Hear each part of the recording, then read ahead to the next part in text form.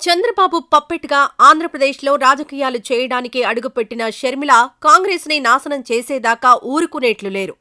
ఆంధ్రాలో మరుగుపడిపోయిన కాంగ్రెస్ పార్టీని బ్రతికించాల్సింది పోయి ఆ పని పక్కకు పెట్టి టీడీపీ ప్రభుత్వానికి పనిచేస్తోంది షర్మిల. సీబీఎన్ కనుసన్నల్లో ఉంటూ జగన్ ప్రస్తుతం ముఖ్యమంత్రిగా లేడన్న విషయం కూడా మర్చిపోయి అన్నింటికీ జగనే కారణమంటూ అర్థం పర్థం లేకుండా మాట్లాడుతోంది.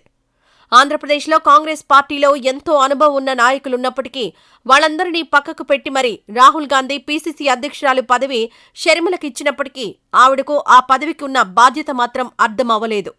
ప్రజా సమస్యలపై ప్రభుత్వాన్ని ప్రశ్నించకుండా ఎప్పుడో తవ్వుకుంటూ జగన్ను ప్రశ్నిస్తూ ఉంటుంది.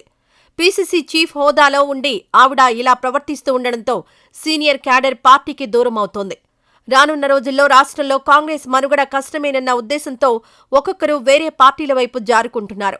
ఇప్పటికే సాకే శైలజనాథ్ వైసీపీలో చేరగా పల్లం రాజు, రఘువీరారెడ్డి వైసీపీలో చేరేందుకు మొగ్గు చూపుతున్నారు. రానున్న రోజుల్లో ఇంకా ఈ వలసలు పెరిగే అవకాశమే ఉంది కానీ ఆగే పరిస్థితి అయితే కనపడటం లేదు. ఇలానే తలా తోకాలేని రాజకీయాలు తెలంగాణలో చేయడం వల్లనే పార్టీ విలీనం చేయాల్సి వచ్చింది. అయినా షర్మిల తెలంగాణలో చెల్లని రూపాయిగా మిగిలిపోయింది. అలాంటి రూపాయి ఆంధ్రాలో చెల్లుతుందనుకోవడం కాంగ్రెస్ పెద్దల అవివేకానికి నిదర్శనం. ఆంధ్రప్రదేశ్లో ప్రభుత్వం ఫామ్ చేసే అవకాశమైతే కాంగ్రెస్కు ఇంకో 30 ఏళ్ల వరకు లేనట్టే. కానీ ఈ షర్మిలను నమ్ముకుంటే పూర్తిగా పార్టీనే మర్చిపోవాల్సి వచ్చేలా ఉంది. ఒకప్పుడు షర్మిల వైఎస్ రాజశేఖరరెడ్డి, జగన్ల నీడగా ఉన్నప్పుడు ఆవిడ నడతా బాగున్నప్పటికీ వారిరువురి ప్రభావం లేకుండా రాజకీయాల్లో ఎదిగేంత అవకాశం, అనుభవం మాత్రం షర్మిలకు లేవనే చెప్పుకోవాలి. సరైన దిశానిర్దేశం లేకుండా షర్మిల రాజకీయాల్లో రాణించడం అసంభవం.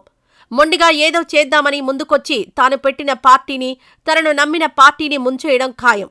గతంలో అదే జరిగింది, ప్రస్తుతం అదే జరిగేలా ఉంది. షర్మిలను పీసీసీ పదవి నుంచి తప్పిస్తే తప్ప ఆంధ్రప్రదేశ్లో కాంగ్రెస్ బ్రతికే పరిస్థితి లేదు. కాంగ్రెస్ తొందరగా తేరుకొని ఆ పని చేస్తే బాగుంటుంది.